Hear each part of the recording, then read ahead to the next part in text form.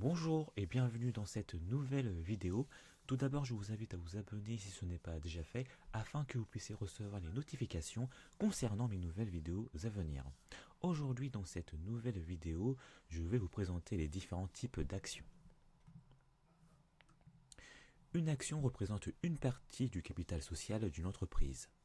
En d'autres termes, une personne qui détient des actions est propriétaire d'une partie de la société. La détention d'actions donne plusieurs droits, comme celui de percevoir des dividendes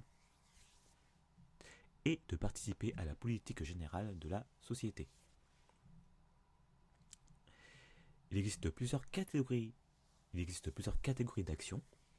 Donc, les deux principales formes sont les actions ordinaires et les actions préférentielles. Les actions ordinaires donnent à leur titulaire des droits basiques tels que le droit à l'information, le droit de vote lors des assemblées générales et le droit de recevoir des dividendes. Et les actions préférentielles sont en général possédées par les associés historiques d'une entreprise. Donc ce type d'action offre des droits supplémentaires tels que le versement de dividendes prioritaires et les droits de vote doubles ou multiples. Voici maintenant les trois principaux avantages d'une action ordinaire. Premier avantage de l'action ordinaire, c'est que les actionnaires ordinaires perçoivent une part des bénéfices sous forme de dividendes, ce qui leur offre ainsi un revenu potentiel en fonction des performances de l'entreprise. Deuxième avantage de l'action ordinaire, c'est que chaque action ordinaire donne généralement un droit de vote, permettant aux actionnaires de participer aux décisions stratégiques de l'entreprise, comme l'élection des dirigeants, l'approbation des comptes, etc.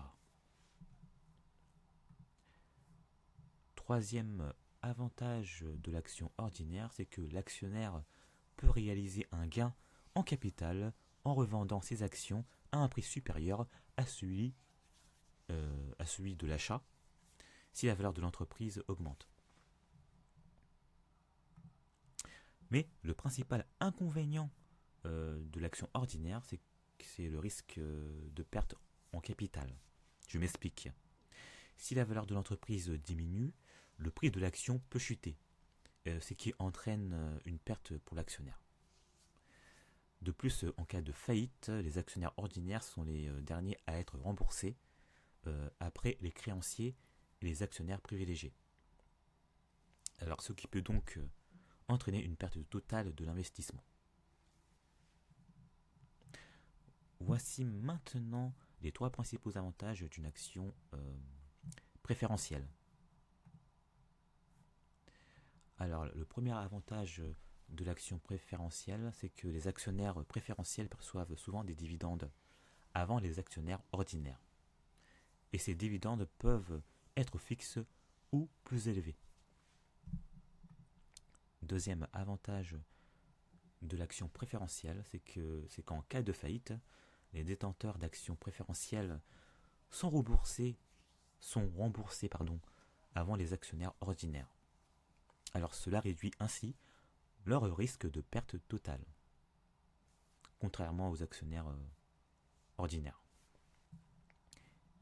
Et troisième avantage de l'action préférentielle, c'est que les actions préférentielles sont souvent moins sensibles aux fluctuations du marché, car ils attirent des investisseurs cherchant une rémunération stable plutôt que des gains en capital. Mais le principal inconvénient de l'action préférentielle, c'est